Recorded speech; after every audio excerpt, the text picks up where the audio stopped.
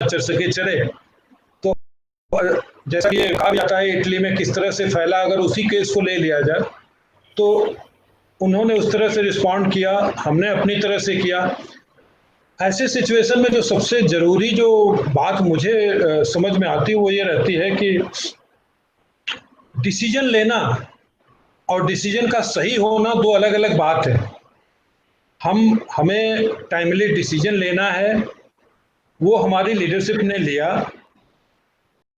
ये सोच करके लिया कि हमें ये डिसीजन लेना है इसलिए हम ले रहे हैं, इससे जो भी प्रॉब्लम्स आएंगी and we will have to deal with those problems accordingly. वो डेली बेसिस पे जैसे जैसे प्रॉब्लम आती है हम उसको डेली बेसिस पे टैकल करेंगे, क्योंकि प्रिडिक्ट करना जो है, क्योंकि अब अगर इस तरह की महामारी इस लेवल की पिछले 100 साल में नहीं आई है तो ज़्यादातर हमारे लीडरशिप में या हमारे आसपास के लोग ज़्यादातर उस एज के हैं जिन्होंने नहीं देखा है, उन्होंने गवर्नमेंट का रिस्पॉन्स सिस्टम नहीं देखा है। उसके बाद जो दूसरी चीज़ है वो ये है कि उस लिहाज से मैं कहूँगा कि जो डिसीजन है लॉकडाउन का वो बड़ा टाइमली डिसीजन था। अभी तक अगर नंबर ऑफ केसेस भी देखे जाएं तो हम काफ़ी अच्छा कर रहे हैं। उसके बाद उस डिसीजन को रूल करने के जो फैक्टर्स हैं उसमें सबसे बड़ा फैक्टर है, देखो हम रिसोर्सेज में इंफ्रास्ट्रक्चर, जो हेल्थ इंफ्रास्ट्रक्चर है उसमें मैच नहीं कर सकते वेस्टर्न डेवलप्ड नेशंस को। तो हमारा रिस्पांस जो है उनसे डिफरेंट हमेशा रहेगा, उनका रिस्पांस अपने तरह का रहेगा। अभी तक का जो रिस्पांस है हमारी सरकार का और ज़्यादातर लोगों का वो बड़ा अच्छा रहा है, और उसका रिजल्ट ये है कि पिछले एक महीना का, मेरे ख्याल से लगभग एक महीना होने आए लॉकडाउन में हमें रहते हुए, पिछले एक महीने में ज़्यादातर लोगों ने गवर्नमेंट का जो कॉल है उसको रिस्पॉन्ड किया है। गवर्नमेंट ने भी रिस्पॉन्ड किया है जैसे जैसी ज़रूरतें आई हैं, किसी को खाना पहुंचाना हुआ। अब ये बड़ा सुखद अनुभव है मेरे लिए तो कि ये सारे काम हमारी पुलिस कर रही है, ये पहले कभी नहीं हुआ था और पुलिस इसीलिए कर रही है। तो जरा इसका इफेक्ट क्या होगा सोसाइटी पे, जो मुझे लगता है वो ये होगा कि जो इंटीग्रेशन है ना सोसाइटी से पुलिस का, थोड़ा स्ट्रांग हो जाएगा।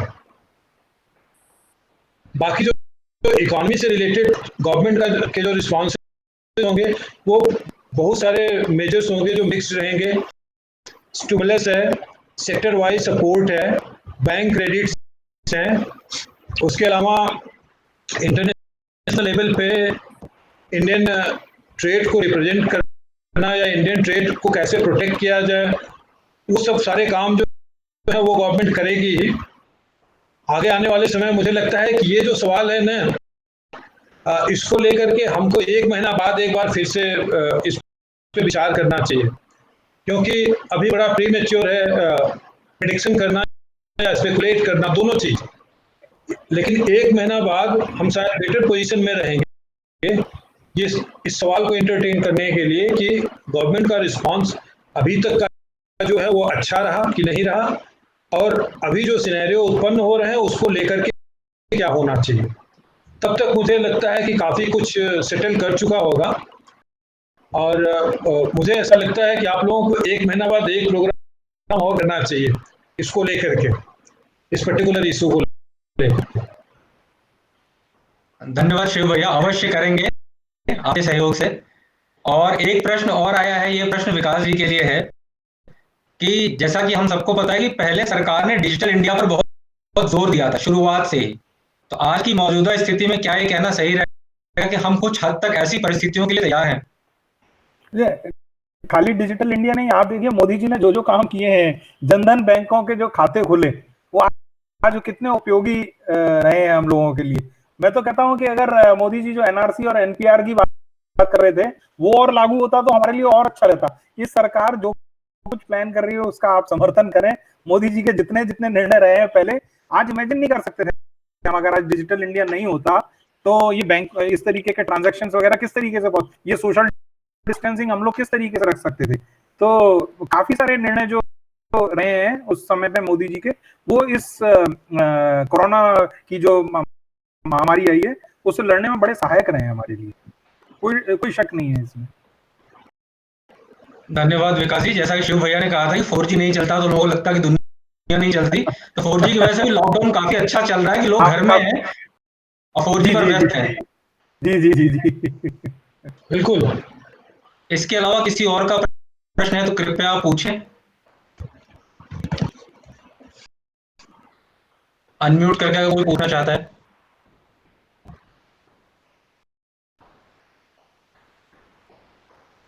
अनित्य जी, अभी शायद प्रश्न आ नहीं है। काफी हद तक प्रश्नों का हमने वो दोनों अपने अतिथि गणों से, एक्सपर्ट से काफी समय लिया उनसे प्रश्नों का उत्तर लेने में। अब मैं आपसे अनुरोध करूंगा कि आप इसको आगे बढ़ाएं और इसको समाप्ति की तरफ ले चलें। बिल्कुल। शिव भैया और विकास भैया का बहुत बहुत धन्यवाद है। लगभग 1.5-2 घंटे हो गए हैं लगातार वो समय दिया है उन्होंने। और घरों पे बैठे हुए हैं हम। एक डिप्रेशन सवाल था शिव भैया के लिए, शिव भैया ने अच्छे जवाब दे के डिफ्लेक्ट कर दिया उसको। और सच ये है कि सारे डिप्रेस होके बैठे हुए हैं, ऐसे में कुछ सकारात्मक सुनने के लिए हर कोई परेशान है। तो उसी श्रृंखला में ये कोशिश की गई थी कि एक ऐसा प्लेटफॉर्म डेवलप हो जाए कि जहाँ पे कॉमन आदमी आके बात, हम आप जैसे लोग बात करें जो सो कॉल्ड स्पेशलिस्ट नहीं है। इकोनॉमी से आके बात करता है, वो क्या करके चला। एक डॉक्टर साहब के ऊपर आज आपने टिप्पणी की है शिव भैया, वो डॉक्टर साहब को कोविड के हेड बन गए डॉक्टर मनमोहन सिंह के ऊपर। तो नहीं, वो ये तो देखो,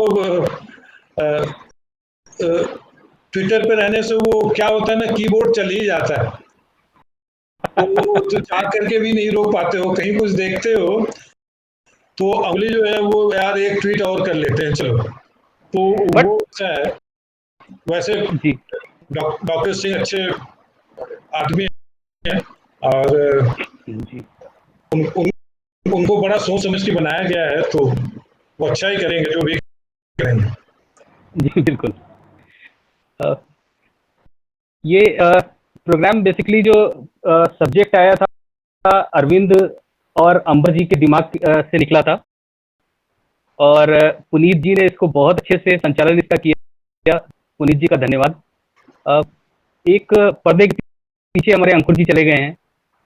12 का है इस था यहाँ पे, तो एकोमोडेट करने के लिए वो बाहर हो गए।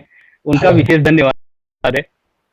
और सभी पार्टिसिपेंट का धन्यवाद है। एक चीज हुई है बीच में, 2-3 दिन पीछे हमने ये प्रोग्राम कंसीव किया था और इस पे काम कर रहे थे, और बाय द टाइम हम लाइव होते तब तक में पीएम का एक ब्लॉग आया है लिंक्डइन पे, life in the era of कोविड-19।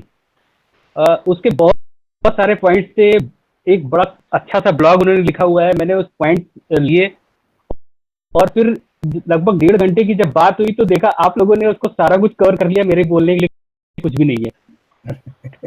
तो मैं कुछ भी रिपीट नहीं कर रहा हूँ।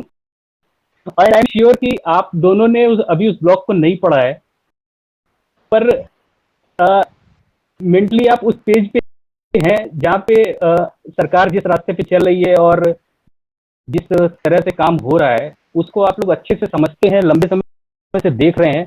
तो शायद इसलिए वो उसी वेवलेंथ पे जाके आप लोग भी बात कर रहे थे जिस तरह से प्रधानमंत्री जी ने लिखा है।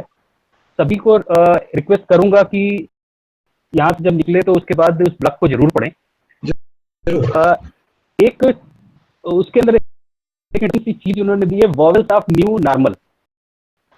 ये तो सही है कि जिंदगी बदल गई है, डिसिसिवली बदल गई है, और अब जो कुछ आएगा वो हमारा न्यू नॉर्मल होगा।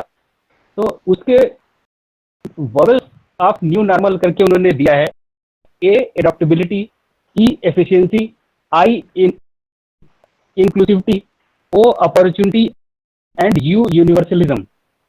लास्ट में एक बड़ी प्यारी सी लाइन भी लिखी है: next big ideas from India should find global relevance and application.